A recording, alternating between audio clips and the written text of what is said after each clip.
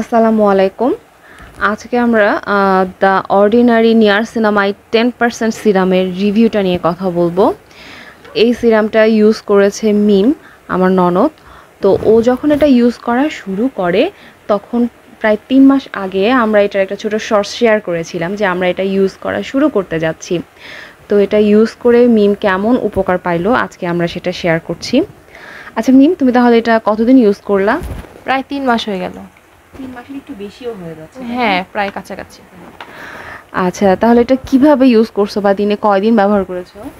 আমি দিনে একবার ইউজ করতাম। বাসাতে যে মানে দীর্ঘ সময় যে টাইমটা থাকতাম সেই টাইমটায় ফেসটাকে ভালো করে ক্লিন করে সিরামটা ইউজ করতাম।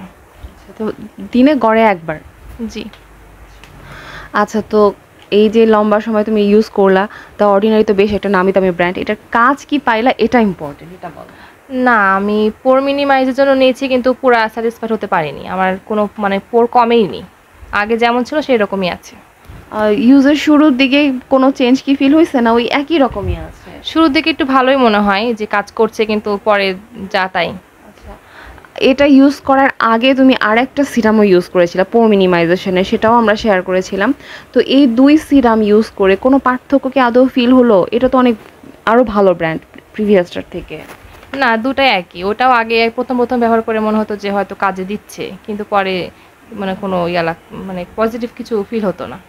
হ্যাঁ, এটাই আসলে একটা ব্যাপার। আমিও তোমাকে যা দেখছি একদম তুমি যেটা আসলে আশা থাকে পোর মিনিমাইজ মানে পোরটাকে একদম ক্লোজ করে দিবে। তো এটা আসলে কোন পেজ থেকে নিয়েছিলে না দোকান থেকে, মানে কোথা থেকে কিনেছো? অনলাইন পেজ থেকে। Online page. আচ্ছা, এখানে তোমার কোনো আসল নকলের একটা ব্যাপার তো থাকে, তো অথেন্টিসিটি কি টেস্ট করে নিয়েছিলা? হ্যাঁ, ওদের পেজ আমি ভালোভাবে চেক করে নিয়েছি। মানে ওরা আসলে কি মানে রিভিউ দেখে না ওরা নিজেরাই তোমাকে এনশিওর করেছিল? আমি রিভিউ দেখেছি, কিন্তু ওদের পেজে রিভিউটার ব্যবস্থাটা খুব বেশি ছিল না, কিন্তু ওদের পেজে সব ভালো ভালো রিয়েল প্রোডাক্টই ওরা সেল করে। আচ্ছা আচ্ছা, মানে অনেকদিন ফলো করলে যেটা বোঝা যায়, আমরা সাধারণত কেনার আগে যে কাজটা করি যে একটু লং টাইম ফলো করে তারপরে। জি। আর এটার দাম কত নিয়েছিল? 1100। 1100? মার্কেট প্রাইস তো 1100। হ্যাঁ, এরকমই।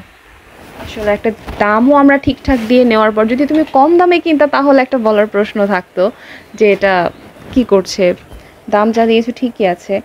তো আসলে কি আমরা এই ব্যাপারগুলো এই জন্যই শেয়ার করি আমার চ্যানেলটাতে, যে আমরা যখন একটা কিনতে যাই তখন দোকানের কথা 100 জন ব্যবহারকারীর কথা শুনলে মনে হয় যে না, দাম দিয়ে এবার জিনিস কিনছি ইনশাল্লাহ ভালোই হবে, কিন্তু কেনার পর কেন জানি সব কিছু ঘুরে ঘুরে একই হয়ে যায়। আসলে অরিজিনাল প্রোডাক্ট কোথায় যায়, কারা পায়, এটা একটা ব্যাপার। আর আরেকটা ব্যাপার হচ্ছে মানে রূপচর্চা বা বিউটিফিকেশন ব্যাপারটা আমিও যেটা পার্সোনাল অভিজ্ঞতা থেকে জানি, আপুরা যেরকম করে বলে যে একটা নাইট ক্রিম আপনারা এত টাকাতে কিনবেন, শুধু রাতে ইউজ করবেন তাহলেই সব ঠিক। আসলে কিন্তু ব্যাপারটা তা মোটেই না। মিম নিজে মানে প্রায় 6 মাস হলো বিভিন্নভাবে এক্সপেরিমেন্ট করতেছে। আমি নিজেও যতটুকু এক্সপেরিমেন্ট করে নিজের উপর জানি, এখানে লাইফস্টাইলটা অনেক বড় একটা ফ্যাক্ট। আগে লাইফস্টাইলটা ঠিক করার পরে প্রোডাক্টগুলো হয়তো আমাদের হেল্প করতে পারে। তো এটা তো বেশ একটা নামি দামি ব্র্যান্ড ছিল, এই জন্য এটা সিলেক্ট করেছিলাম যে ও এটা ইউজ করছে সরাসরি সামনে কেমন কি হয় জানার ব্যাপার আছে। তো ওর যা এক্সপিরিয়েন্স সেটা সরাসরি এখানেই শেয়ার করা হলো।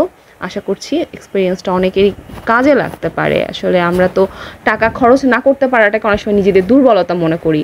তো আমাদের কিন্তু একটু বোঝা উচিত যে আসলে টাকা খরচ করাটা ইম্পর্টেন্ট, না কি আসলে আমাদের লাইফস্টাইলের ভেতরে কোনো চেঞ্জ দরকার, না আদৌ এই প্রবলেমটা সলভ হবে নাকি এটাকে কন্ট্রোলে রাখতে হবে। তো যাই হোক, যতটুকু আমাদের অভিজ্ঞতা শেয়ার করলাম আশা করি আপনাদের কাজে লাগবে। ধন্যবাদ। আসসালামু আলাইকুম।